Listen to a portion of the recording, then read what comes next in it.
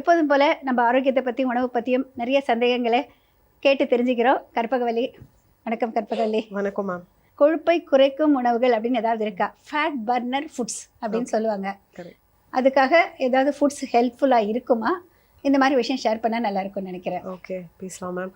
So fat burner food அப்படின்னா first மித்தை break பண்ணிடலாம், அதுக்கப்புறம் ஃபுட்ஸை பற்றி சொல்கிறேன். ஏன்னா ஃபேட் பர்னிங் அப்படிங்கிற ப்ராசஸில் நிறைய பேரோட ராங் அண்டர்ஸ்டாண்டிங் என்னென்னா, நான் என்ன வேணாலும் சாப்பிடுவேன், ஆனால் இந்த ஃபுட்டு சாப்பிட்டா என்னோடய உடம்புல ஃபேட் ஸ்டோர் ஆகக்கூடாது, அப்படியெல்லாம் எந்த ஒரு ஃபுட்டுமே ஒர்க் ஆகாது, அது மேஜிக்கல் ஃபுட் ஆகிடும். அப்படி கிடையாது.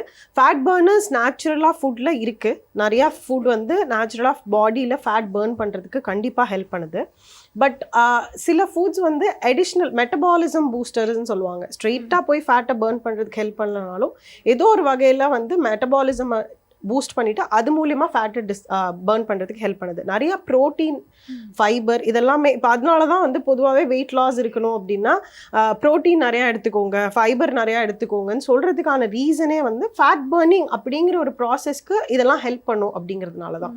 ஸோ இதில் ரொம்ப ஸ்பெசிஃபிக்காக உங்களுக்கு எடுத்து தனியாக சொல்லணும் அப்படின்னும் போது, ஸோ ப்ரோட்டீன் ரிச் அப்படிங்கிற சொல்கிற எல்லாமே ப்ரோட்டீன் தான், ரைட்? லைக் எக்ஸாக இருக்கட்டும், மில்க் ப்ராடக்ட்ஸாக இருக்கட்டும், இது எல்லாமே. ஆனால் அதில் கார்போஹைட்ரேட்ஸ், ஃபேட் இதெல்லாம் சேர்ந்து வந்துறதுனால ரொம்ப தனியாக ஸ்பெசிஃபிக்காக அதை ஃபேட் பர்னர்ஸ் அப்படின்னு சொல்ல மாட்டாங்க. ஆனால் உங்களுக்கு அது ஃபுல்னஸ் கொடுக்கும் பாடியில். அதை சாப்பிட்ட உடனே கொஞ்சம் நேரம் பசிக்காமல் இருக்கிறதுனால அது மூலியமாக நீங்கள் வெயிட் லாஸ் அச்சீவ் பண்ணுவீங்க. இது நேச்சுரல் ஃபேட் பர்னர்ஸ் கீழே சொல்ல முடியாது.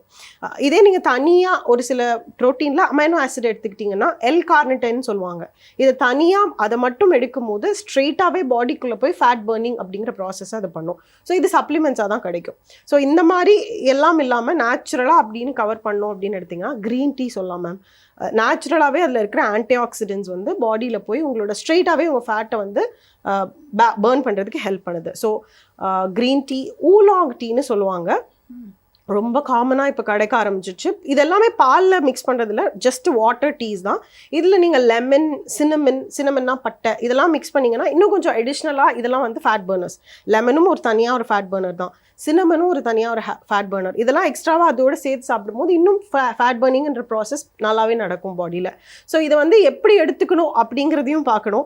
க்ரீன் டீ இந்த மாதிரி இந்த நேச்சுரல் ஹெர்பல் டீஸ் எல்லாமே என்ன பண்ணுறாங்கன்னா, அதில் ஒரு 2 ஸ்பூன் ஹனி போடுறது, பாம் சுகர் போட்டுக்கிறது, அந்த மாதிரிலாம் பண்ணிங்கன்னா அந்த ஃபேட் பர்னிங்ன்ற ப்ராசஸ்க்கே மீனிங் இல்லாமல் போயிடும். ஸோ லெமன் ஆட் பண்ணுறது, நேச்சுரல் ஹெர்ப்ஸ் ஆட் பண்ணி எடுத்துக்கிட்டீங்க அப்படின்னா எம்டி ஸ்டொமக்கில் தான் எடுத்துக்கணும் அப்படி கிடையாது.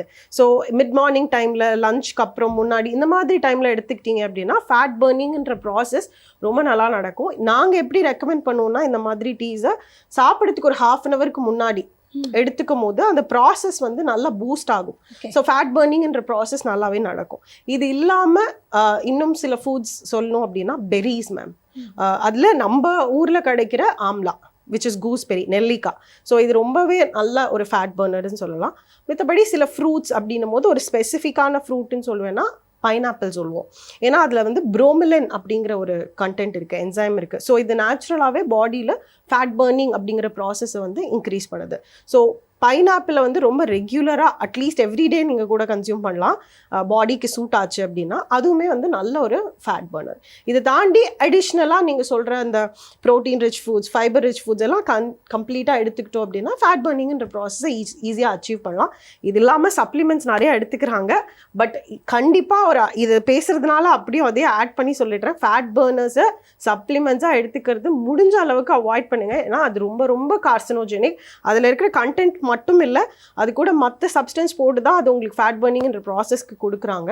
ஸோ அதனால சப்ளிமெண்ட்ஸ் ஃபேட் பர்னர்ஸாக எடுக்க வேண்டாம். ஸோ ஓகே, இதோட கொடம்புளி சேர்த்துக்கலாமா? புளி எஸ் சேர்த்துக்கலாம். யா, கண்டிப்பா. அது ஓரளவுக்கு ஃபேட் பர்னிங்க்கு ஹெல்ப்ஃபுல்லாக இருக்கும். நிச்சயமா இருக்கு. கிடைச்சிருச்சுன்னா எஸ், கிடைச்சதுன்னா எஸ் மேம், கண்டிப்பா yes, it has a property. Very good information. I think இது எல்லாருக்குமே யூஸ்ஃபுல்லாக இருக்கும்னு நினைக்கிறேங்க. தொடர்ந்து நம்ம இந்த அறுசுவை நேரம் பார்த்துட்டே இருந்தீங்கன்னாக்க நிறைய விஷயங்கள் தெரிஞ்சுக்கலாங்க. உங்களுக்கு கொடுக்கறதுக்காகவே நிறைய விஷயங்கள் படித்து உங்களோட பகிர்ந்துக்கிறோம். அதனால் மிஸ் பண்ணாதீங்க, எப்போவுமே தொடர்ந்து பாருங்கள். Thanks to Karpagavalli. ஒவ்வொரு வாரமும் உங்களுக்கு நிறைய வித்தியாசமான விஷயங்கள் நாங்கள் கொடுத்துட்ருக்கோம். தொடர்ந்து பார்த்துக்கிட்டே இருங்க. உங்களுக்கு தேவையான விஷயங்கள் இன்னும் ஏதாவது வேணும் அப்படின்னு நினச்சிங்கன்னா அது கூட நீங்கள் எங்களுக்கு கடிதம் மூலமாக தொடர்பு கொள்ளலாம். Thank you, Karpagwali, for coming to the show. Thank you so much, ma'am. Thank you. மீண்டும் அடுத்த வாரம் சந்திக்கும் வரை விடைபெறுவது உங்கள் மல்லிகா பத்ரிநாத். வணக்கம்.